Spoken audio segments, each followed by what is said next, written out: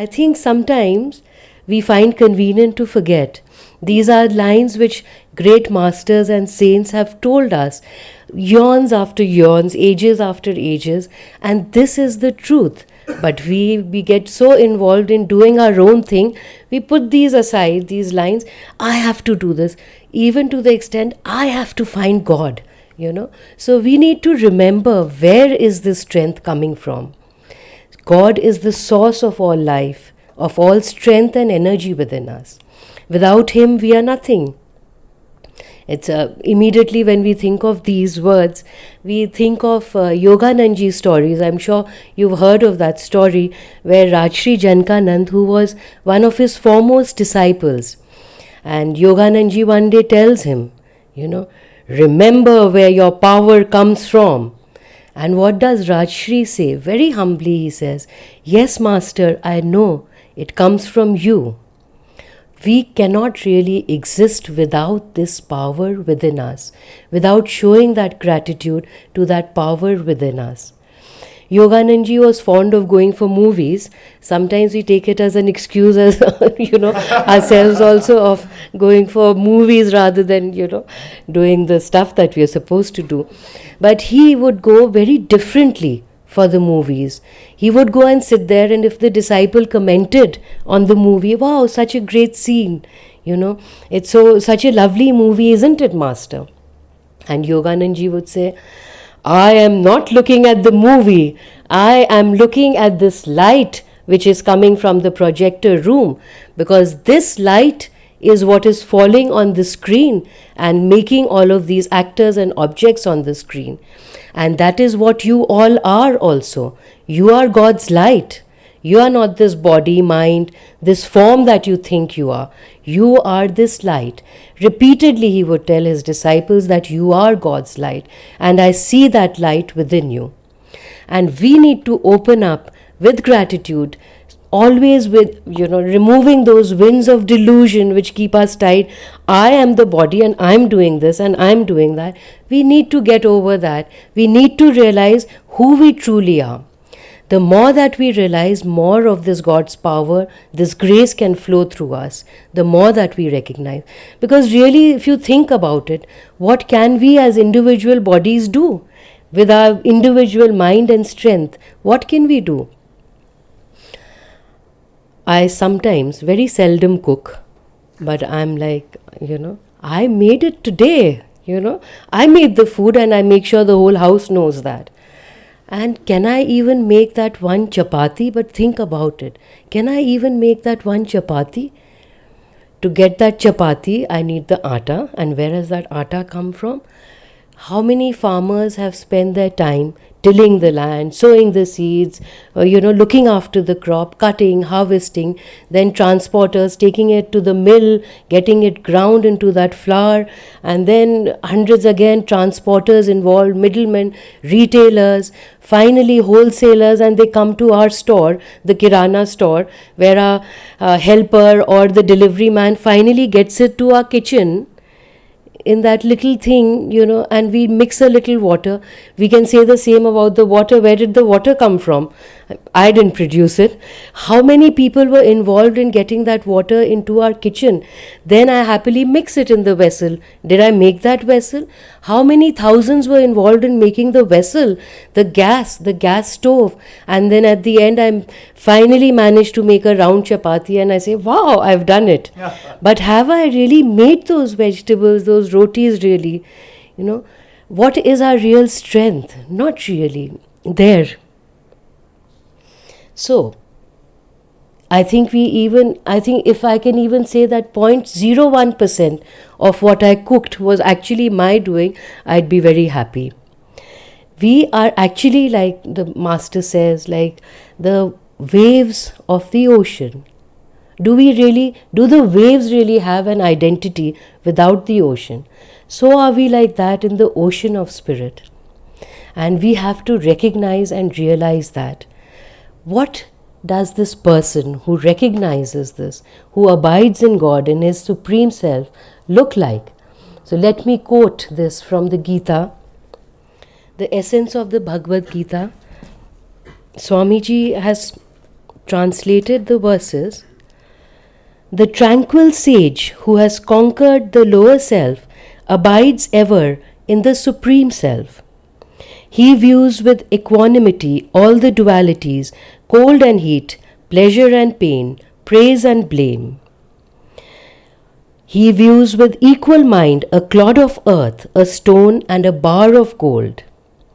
Gazes equally upon patrons, friends, enemies, strangers, peacemakers, those who cause trouble, relatives, virtuous, and the ungodly.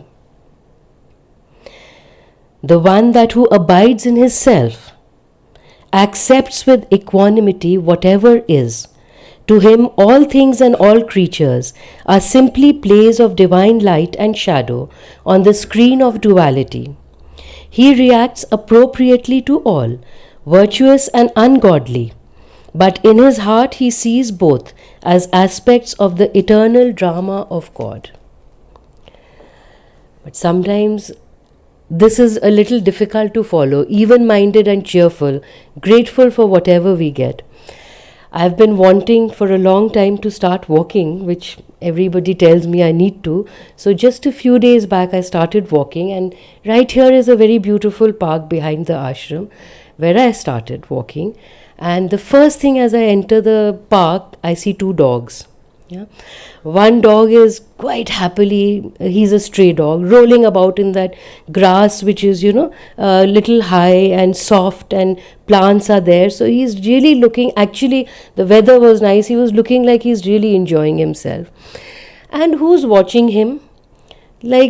Just opposite him was standing a dog on a leash, and in my imaginative mind he was looking rather wistfully at this dog playing about in the green grass in this beautiful weather.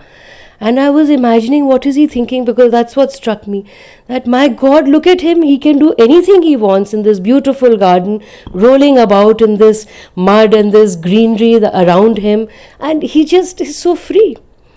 And then this dog gets up and he glances once at that dog in the leash, and then again in my imagination I'm thinking, he's glancing, just one glance he gave, and I realized this is perhaps what he's thinking. My God, look at this neat, clean, nicely pampered dog standing there. He doesn't have to bother with these bugs and ticks that I have to roll around in the mud to get rid of. And he has no competition. He doesn't have to keep fighting these other dogs for his food. There's a nice person, his owner or his servant, whoever, is nicely brushing him as he's relaxed on a nice warm rug, brushing him off, giving him food, pampering him. He's the darling of the whole house. And that's what I realized, this is exactly what I do. And a lot of us probably do that as well. We are always looking at the other side. Wow, that person has so many resources. Wow, this one has done this and that one has done that. And this is so amazing and I am so miserable. I can't do this and I can't do that, and I don't have that same life, and I don't have that car, and I don't have that jewelry, So this is exactly what we start to do with our lives. And especially when challenges start to come in, then we just want to escape them. We don't want to be any part of those challenges. We are looking for a magic solution. I can't face it. I hope it just disappears. But really, Master says even-minded and cheerfulness, and our gurus have shown it to us in their lives. Swami Kriyananda, he was, after the death of his guru, he was removed from the organization, from the monastery that he belonged to, and that's all he knew to do. He was penniless. So many challenges he faced in his life, we've read about them. Monetarily was the least of them. The cases that were done against him, so many challenges. And what was his reaction? He said, I just keep opening up more and more and more to God's will and to the grace.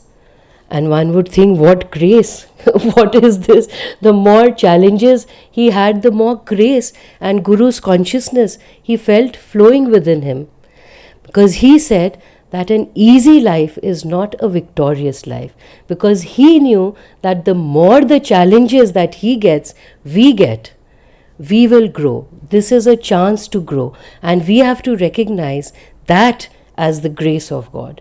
Yeah, joyful occasions will come. We shouldn't say, oh, no, we don't want this, we are not growing. No, those joyful occasions will come. They are a blessing from God. But we also need to accept all of those challenges that come, because that will make us grow. With our karma will come. Good, bad, whatever, it will come. How do we face it? Can we face it joyfully, willingly, with God's strength, with God's power? In that song in the choir, that Swami said, I will face the darkness with you as my friend. Can we open up to God's power at that time and strength and say happily and joyfully, accept whatever is, whatever comes, I will accept. And that makes us grow constantly. And when that happens, I'll just end with this one story. Then, however short-sighted we are about our own problems, about the solutions, God forces His power into us, whether we want it or not. There's a very beautiful story in the Mahabharata, about Draupadi and Krishna. There's so many sweet stories about them as devotee and guru, literally.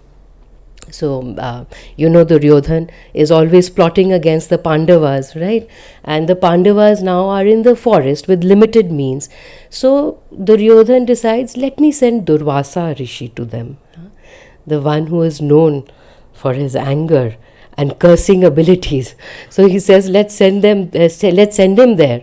So sure enough, Durvasa Rishi reaches Draupadi's little hut, and he lands up, of course, expecting now I'll get food. So he reaches there and he tells Draupadi, they'll welcome each other and everything. And then he says, now I'm going for a bath.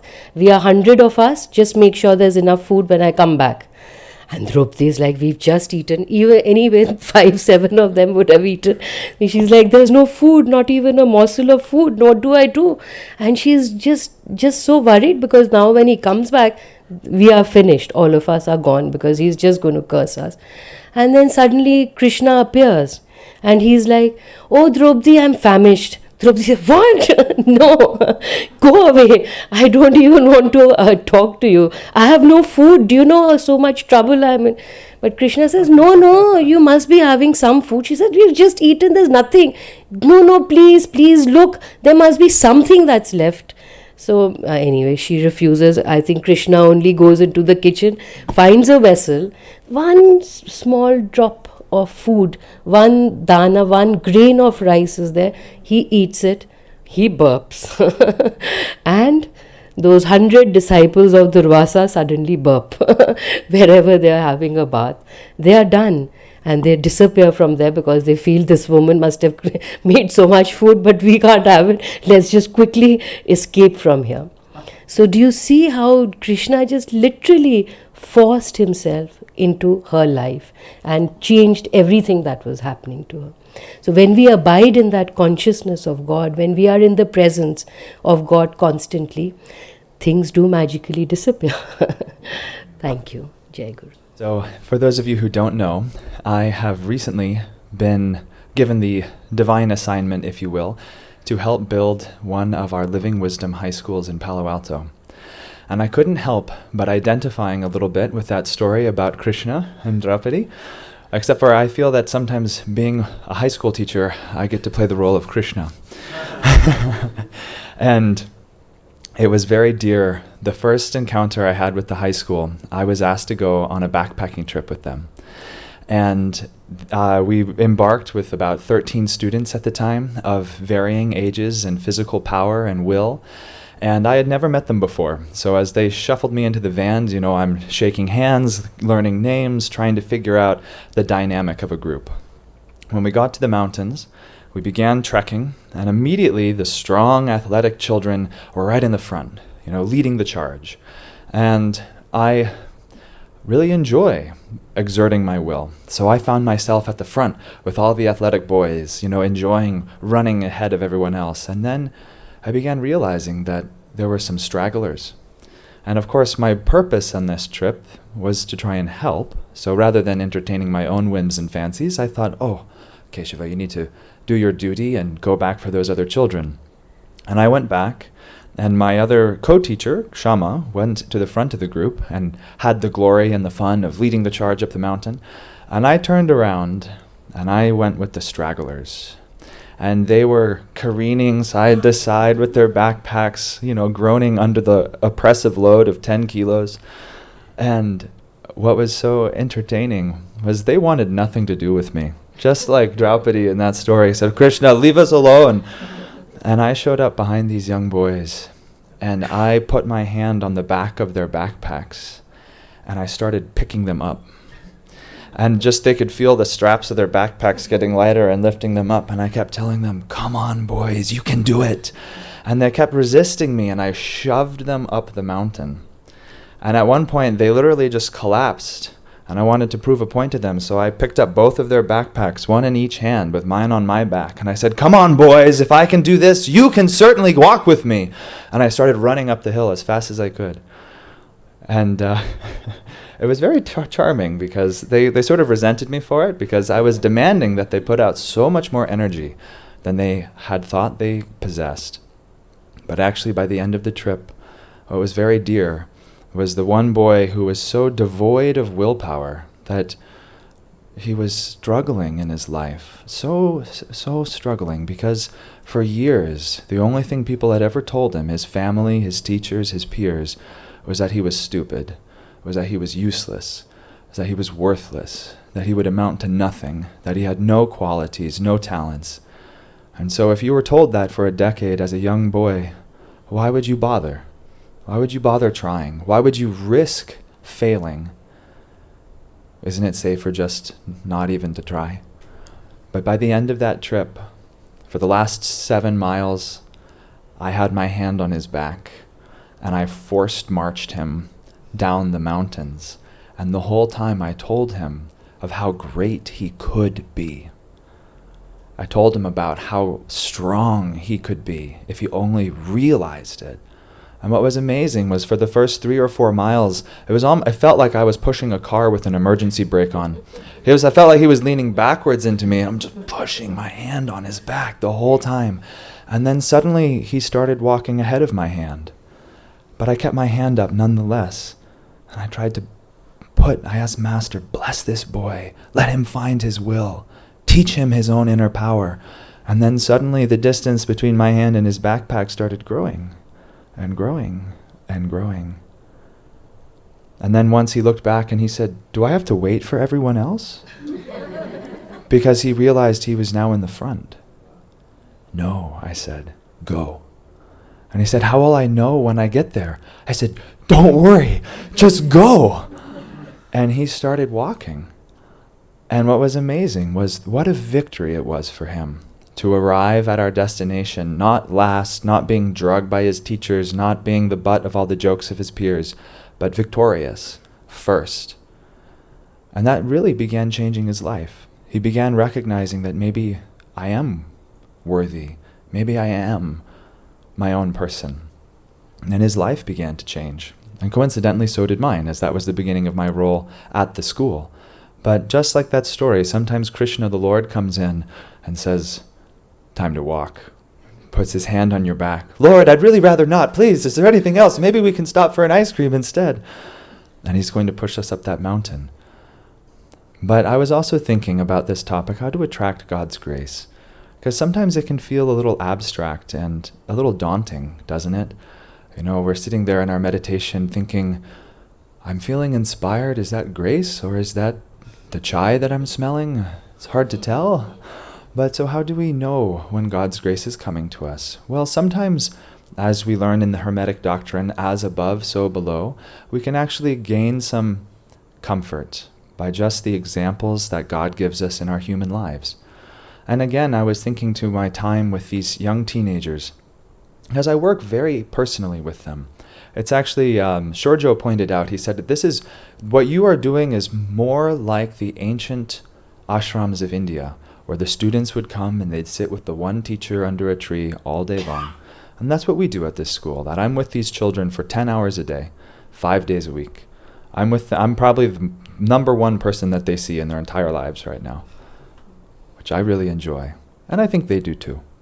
But what's interesting is some of the students know how to draw the best out of me. And it's exactly the same process that we ought to apply to draw the very best out of our guru, or to draw the very best from God. But it's not as complicated as you might think. It's actually very simple, and it relies on all the qualities of human interaction which you already know.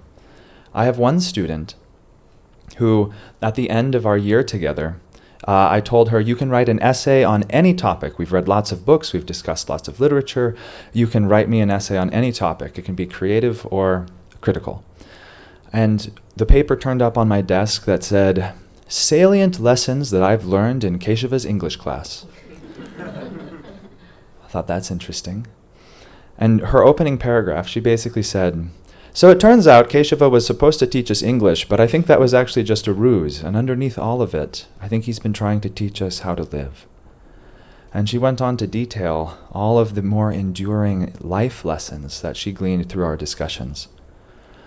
But the reason she was able to do that was because every single day she came into class with eager enthusiasm, appreciation, and love. And that drew out of me the desire to give to her the very best that was in me. It gave me a deeper sincerity to pray to Master every day, Lord, please bless these students with your wisdom, because I could see their lives transforming before me. But another one of my students does not have the same facility of intellect or sincerity of heart. He's actually the same boy that I pushed up that mountain. He's overcoming a lot of his own personal troubles, and he doesn't believe in himself. He doesn't even believe that he's capable of the work that I'm asking of him. Most of the time at school, my job is still the same. I drag him to his desk and I say, work. And he, no, I can't do it, work. And that's mostly my job, but we do it with love. But you know, he too draws the very best out of me. But he does it in a different way. He does it in the way that he knows. He talks to me in the language of his own heart, which we've discovered is humor. So he's always playing with me. He plays jokes on me. I play jokes on him. We go back and forth with our wordplay, and we're always trying to one-up each other in our puns and our creativity. But that draws the very best out of me, because we have fun together. And so when we approach God every day, try to have fun with God. I have another student who is just the personification of enthusiasm itself. And he came into one of my classes where I was doing a study of different literature. And it turned out that of many of the books that I had chosen for us to study, he'd already studied 2 of them. And rather than, I've already know these books, I don't want to do it, when I announced the next topic, his reaction was, huh? And every day he'd come into my class, what are we going to do? Keshava, what are we going to do? And it was just like, I had to try and get him to be quiet so I could talk. Like, okay, I appreciate the enthusiasm, buddy, but rein it in. But coincidentally, every single time he asked anything of me, my only thought was, how can I give? How can I give it to you? I would sacrifice anything to give you what you need. And so on and so forth with these children. What I'm trying to say is each one of them, all they're bringing is their own hearts. They're bringing who they are with all sincerity to me. And in turn, that inspires me to meet them where they are with what they have and to bring the very best out of me. Because that's the most fun. But if that can be done by some high school students and little Keshava, that can certainly be done with our Guru. That we should bring our humor, our play, our delight, our love, our sorrows, every moment to the Guru, to be able to draw his grace. I'm reminded also of a story, because often I think in the path, we think that we ought to only bring what is sweet and good and delightful to the Guru, and sort of think to ourselves, okay, Guruji, you can come into my home, you can see the beautiful parlor, I'll serve you chapati, but don't look in the closet where all my dirty clothes are. I'll clean that and then you can look. But actually, we should just lay everything completely at the Lord's feet, even our failures, as it says in the Bhagavad Gita. But the reading, when he says, abide in me, and if my word abides in you, then I'll be with you always, reminded me of a story of St. Francis. And St. Francis was walking on a road once, who was a great saint of Assisi in Italy. And he was very poor. He was a complete and total renunciate. All he had was the cloth on his back and a Bible. And he met a woman who was begging, and she said, "Please, do you have anything to give to me?" And she was blind, so she couldn't see that he was as poor as she. And Francis, being asked that, wanted desperately to give her something. And he looked down, and the only thing he had was the Holy Bible. So he pressed it into her hands, and he said, "Take this book. You can go sell it. It's very valuable. You'll have enough money to buy many meals." She thanked him and walked away. And as she walked away, Francis fell to his knees and said, "Lord, forgive me, for I have given away your word." And suddenly he felt Christ's response in his heart. And Jesus said to him, "Francis, how can you give away my word when I have written it upon your heart?" And so let's try to write God's word, God's presence in our hearts by living with him every day, in every way, by bringing the best of ourselves and the worst of ourselves to his feet. And let's remember also to cling to him in the moments of trial and tribulation. How to draw God's grace is very simple, actually. Harass him until he has but no choice but to respond to you. Once, and this is actually something I highly recommend, praying for oneself is actually a little bit challenging, because the more you pray for yourself, the more it sort of ends up feeling a little contradictory in a strange way. But I encourage you to try praying for other people more. Maybe try dedicating 10 minutes at the end of your meditations for some period of time, perhaps a week or a month, to pray more concertedly for other people, and try and enter into a flow of grace, of feeling the presence of God flowing through you in that. And you'll discover that in that flow of grace, you'll find that you yourself are being transformed. As Master said, the instrument is blessed by that which flows through it. And I'll end briefly with a story that once, a few years ago, a dear friend of mine was about to have a child. A wonderful thing. And actually, as it happened, they called me and asked if they could name the child after me, which was quite an honor.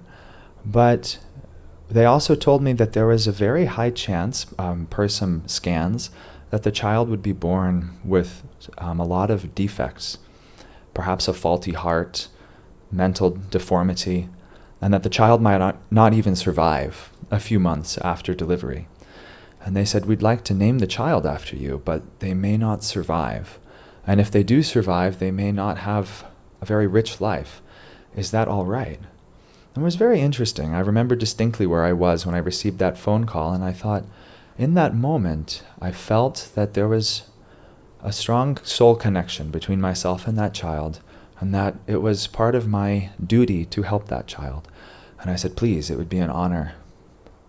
So they decided to give him my name, and I began to pray for that child.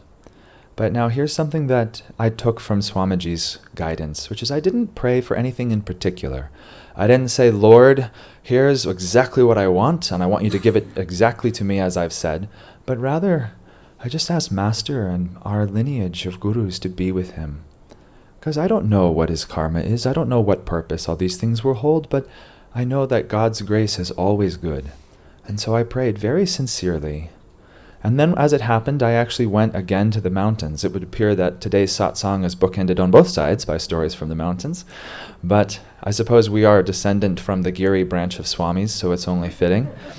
But when I was in the mountains and on a long trip, I had many hours by myself where the only thing I was doing is huffing and puffing, and had a Kriya Mala in my hand, and I did japa for about 8 or 9 hours every day. And I would call out to the masters, just their names, Om Babaji, Om Babaji, Om Babaji. And after I had done thousands of repetitions of each of the masters, I started honing in on Babaji, the Blessed Father, revered Father, Holy Father. And I would just say his name and ask him, "Please, please be with this child. Please be with this child. I don't know what to ask for other than that, but I ask for your grace." Hours a day, 8 hours a day. And what was so beautiful was I stopped worrying about the outcome, but just became engrossed in the presence of Babaji's grace. After about 2 or 3 days, we didn't have any cell phone reception. We climbed a mountain. And at the top of the mountain, all of a sudden the cell phone starts chirping and messages are coming in, boom, boom, boom, boom, boom, boom, boom. And it turns out that the night before, the child's umbilical cord had detached in the womb. And the child began to bleed and was losing so much blood. By a lucky accident, the mother had the intuition to go to the hospital because no longer could she feel the baby kicking. They got there, they examined her, and they rushed her instantly into an emergency C-section. They cut the baby out, and the baby they had to do like a 90% blood transfusion. It was 3 months premature. The baby could fit on the palm of my hand. The baby's lungs were not fully developed, nor yet was his heart. And the doctor said, it's a miracle if he survives the blood transfusion. He survived. We get the next message. His heart is not working properly. He'll need to have open heart surgery in a few months. But if he even survives the next 3 days because his lungs are deformed, it will be a miracle. His lungs aren't oxygenating his body enough. And so the parents are being told, likely your child will die. All these messages are coming in. My friends around me begin to naturally feel the fear. Oh my God, this is terrible. This is so frightening. But in that moment, I knew this was by the grace of Babaji. That Babaji had interceded in that child's life somehow, and that he was going to be fine. And I told everyone, I said, no, watch. This child is in the hands of Babaji, and he will live, and he will be whole. And as it happened, that's what came to pass. He survived the next few days. He survived incubation in his little pod for 3 months. He survived open heart surgery. He survived a litany of other health trials and tribulations. But what was very interesting was that day on the mountain, I felt so specifically that had been an answered prayer, that when we walked back down the mountain, it was my duty to go retrieve some water from the lake. And as I was walking, as the sun was beginning to set, I could see the rays of sunlight casting through the clouds and playing upon the grass and the wildflowers. And you know how it is that sometimes the light seems almost corporeal, almost tangible in those sunset hours. And as I watched those beams of light falling upon the grass, I remembered that line from Autobiography of a Yogi, when Babaji says, Lahiri, you could not see me hiding behind the rays of sunshine. And I looked where the light hit the ground, and I saw there a few flowers, and I thought to myself, Babaji, my sight is not yet perfect, so I cannot see you hiding behind the rays of sunlight, but I know you are there, and I know it was by your grace that this child has lived. So right there in the forest, I knelt down, and I prostrated myself completely, and I placed my hands there where the light touched the earth, and I visualized the sacred feet of Babaji. And I said, thank you. Thank you. And I felt a divine response in my heart. And he told me, I who created all fatherly love, how could I let your prayer fall upon deaf ears? So how do we draw God's grace in our lives? Approach God like your Father, who created all love, your mother, your friend, your beloved, nearer than the near, dearer than the dear, your teacher, your companion, your brother, your friend. Bring him your humor, your laughter, your joy, your woes, your sorrows, your griefs, your pain. And how could he possibly let your prayers fall upon deaf ears?